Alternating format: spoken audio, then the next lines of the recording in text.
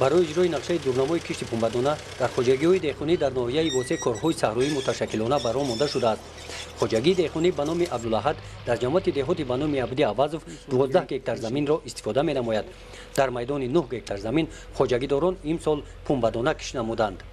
ما با چی میونه بگیریم 38 سنتر 38 تو چیل رسوندیم ان با امسال حرکت میکنیم که چیل زیادتر باید حاصل بگیریم. برای با انا اوزی با تخمیای نو خطایی آوردگیم قسمت هم 2 گکتار به امسال برای پروبا برای سنجش کردم. انا 2 گکتار نشمونیم آینده حاصلش میبینیم که خیلی اگر فایده آور باشه با آینده امی خدمت تخمی گرفته دیگر همه زمینه امی بعد تخمی خطایی میکنیم نصیب میشه. حاصل نوکی اگر مهنت میکنیم باید محکم کنه. اگر محکم نکنه 1 سال اگر مهنت نکنیم سستی کنیم وقتی که حاصل نوکی گرفته نتونیم چی نکنه زمین مقصد اگر زمین خیلی بگیم همین فایده نبینی اگر یک بانکروت غلطی دیگه پس رفتن میگیره دیگه با قین کارکر قین نشیدن میگیره. ما حرکت میکنیم که همین زمین فایده بینیم. در این خواجگی زمین ثمرناک استفاده برده می شود. غیر از پخته در میدان 2 گکتار نوی تخمی گندم کاریدند. این نوی تخمی سیر حاصل بوده بر وقت می رسد.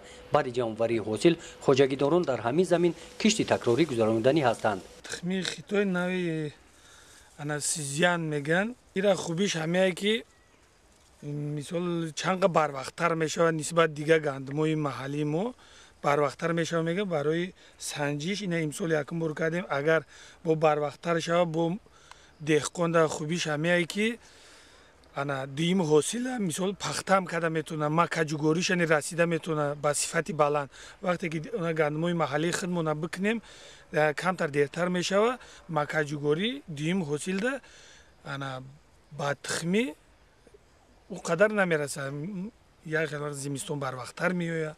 انا این بر وقتتر اگر شوه تخمی ما کجگوری پختن دیم حاصل چیزی کنی مثال بر وقتتر گرفتنش ممکنه. در این جماعت دهات بسیار خواجگی ها کشت پنبه‌دانه را بر وقت به انجام رسانیدند. در خواجگی دهقانی به نام خالبازار میانه های ماه مارت کشت پنبه‌دانه به انجام رسانیده شد. در میدان 12 گکتار زمین بعد 20 روز نیال های پخته سبزیده دوباره شدند. ما نسبت به سال گذشته با این سال بر وقتتر کردیم 23 مارت کردیم بودیم. هر سال اپریل دا میکنیم. خیلی سال گرمتر اومد حقیقتا 23 دا کردیم اینا باز دیدیم که یعنی صفحه شکن یکم چوب خیلی همش گرفتیم نصیب کنه درست پس با کلتوات را سر میکنیم. در این خواجگی 18 نفر سهامداران کار میکنند. قطاره های نیال های پخته بین سهامداران تقسیم کرده شده است. بخی هر یک نیال پخته را کلان زده برای نشونمای آزادانه نیال های پخته علف های بیگانه را زده نابود میسازند. از روی گفت دختران شرایط های مهنت در این خواجگی خوب به راه مانده شده است. یک هفته چوبک خیسیم ساز خیلی وضعیتی کارید 40 جوک داریم هم یک هفته زدیم کار سازه اینا ما یکم چوبک زدیم بود کردیم اینا سازه کارمون هم از خوش رو پیش میره و شرایطم سازم. با سبب های بارانگری ها کشت پنبه‌دانه ماه اپریل هم در ناحیه واسه ادامه می‌یابد. بین دیگر جماعت های دهات در کشت پنبه‌دانه جماعت دهاتی به نام عبدی عوضov پیشرفت است.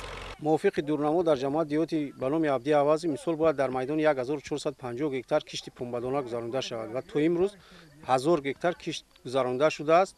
خواجگی ها مناسبتشون امسال نسبت سالهای گذشته به حد خوب به راه مانده شده است کشت چون که از 23 مارت کشت پنبه‌دانه در جماعت آغاز شده است و کار خوبی همین خواجگی دورا است که امروز قریب 80% کشت پنبه‌دانه به انجام میرسد و چون که شما شاهدید نشونمای نیال‌های پختم برآمده شده.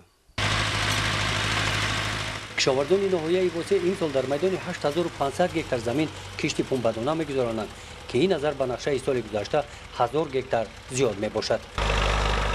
گزارش خواجه نظریف خدای نظر ظهور رستم بوریف از ناحیه واسه برای برنامه اطلاعاتی نوید.